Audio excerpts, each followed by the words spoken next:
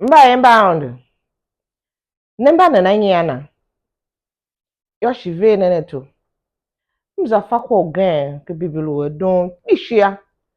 Memuva o nikpa ngwane. Alwe fachoyo. Lune bem ayo chi. Apekwa wen alu shamila. Kujaba tuke kai as much as depends on you, be at peace with all men. Mba ọrụ kwa ne ya. Mekpa ahire yanga sine. Ashie gen kwa ka tawi juu na ha. Uwe ni na vulu kibem ayo chi alu fachoya. Kizobu take it as much as depends on you. Kame. Ngula na ha o Kristo ya na yin na be na yin bia kwa ne. Shi na lu umo na hana. Wo choki hapo karuhala chicha kie kwa wanu visin. Hako yu hinde na mijime. Hako o den o lo show bi alu o lu ko vin wo pa wo di won ye yoga wo gba delta alu o hyongo kwa na no donga pa wo gba de na ta shin wo fa wo ngwe yu asen ha chu una pa wo gba wasen na to nkame kwa wane ka don pa kwa shun tave bem ka nyijime sifati o ka se bem ka shie no uluklen pe yo ulu edza yoga uluklu tiaga zayo ne ebega ka zayo wo twenga ngu ve akza yo ve woga ngu kza yo ve a ma ogani wokle to yo pa ngu ko wa shiu klum no woga na ngu bem ka shenu bem lu jene na ha ike wo lu bem ayo chi tesikari kwa ne klaka ham lu ne za yoga kle towo tega ako lu a za yoga yumba gene pasinenge ya ashe gene kasida kele sisi lu za yoga kwa gene ya kwa ka do o po fo wongo esho seje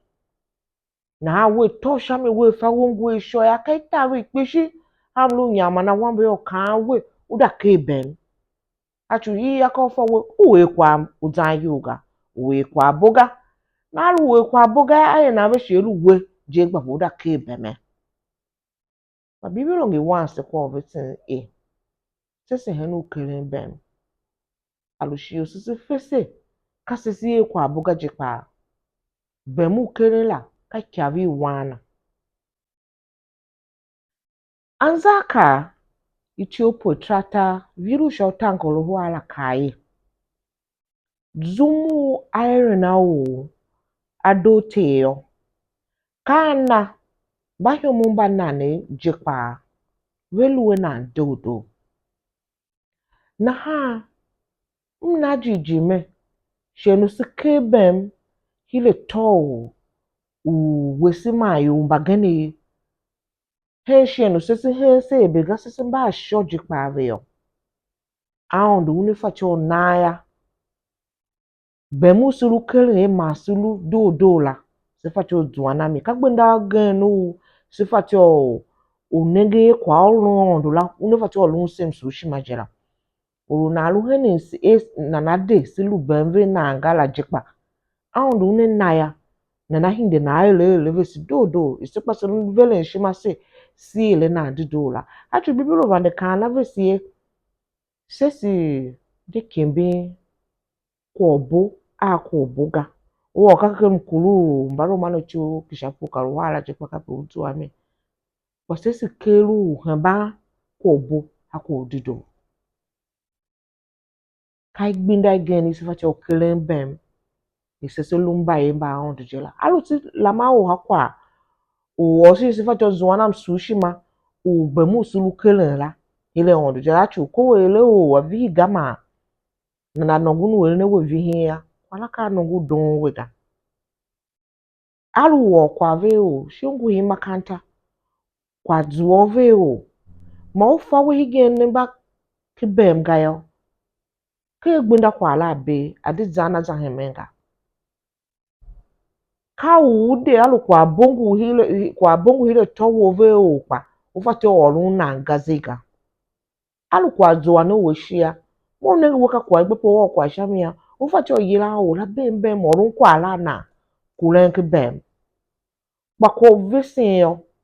alu gbape ka we manu ke gbunda shakwa ma bemu ne luya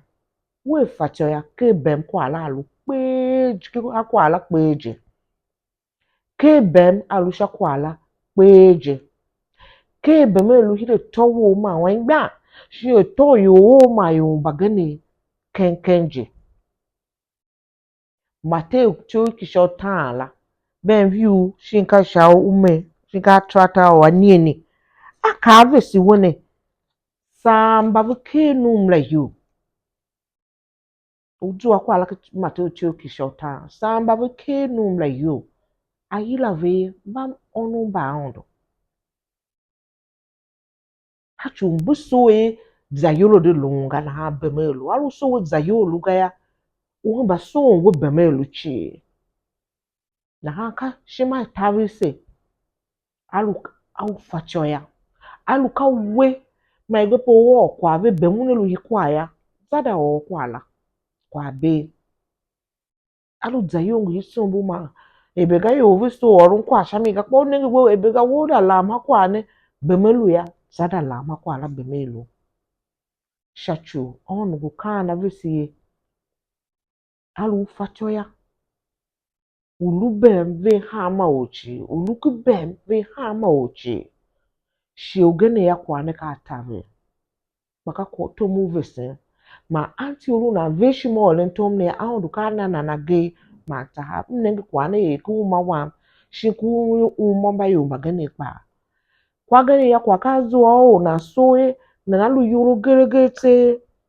uja oka we kwa la do uga we onenga woka pe ma elu jene pa alu shima vi o la gbia ngu jambe na wo kwane alu bio shine lu sho shine na lu a sho pa ngu jambe na kwa la gba be ta ni lu ku be kwa la ka na u hinde shima yo kwa yo pa jime sha pula hachu u ya bio ha kwa ka cha ma ashi kpishia kam kelu kelu sho shinu kele se na as gande kwa la ka na ve bemelu hiji gaye kwa gane ya ka wakele ne ke bemla kwa o gane ha chu ngengi su na so tavi kenge na nenge ne bio na ha kwa gala shi na de sa kwa o gane za menga lu ko na la te kwa gane ka fa cho lungu bemga kwa ne yelen ka ku ma chete ga tia jimi chi kwangi za yula talu gane ku kai ka ulu kwa uso la we gaka utala te henu wu shi nengu unenge kwa yaka nengu nala te shi nengu utala te lumba lu vese kwa la gama la chan nteme kala doga ben kwa kala facho lunga shi ma lu tawe wo ma munyi ayo wo facho ya bemelu hire towo ma yo chi e wo facho aluka kwa gra fachoga kendi na ondo ka hisha de dida wewa iyoyo she keri oganewe na da elu fish na da washi na da ke wo de kalunki ta ne gaga pa aluwe facho ma kwa laka we igbepo gbashimi ve bemunelu mzemunelu ya bakele bento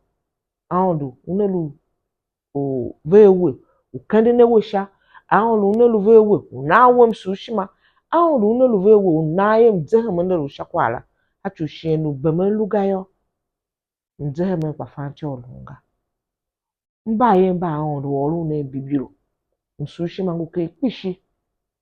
lune ndido sa shenge mzwa ko gene wedon pashimi va mva one msu nechi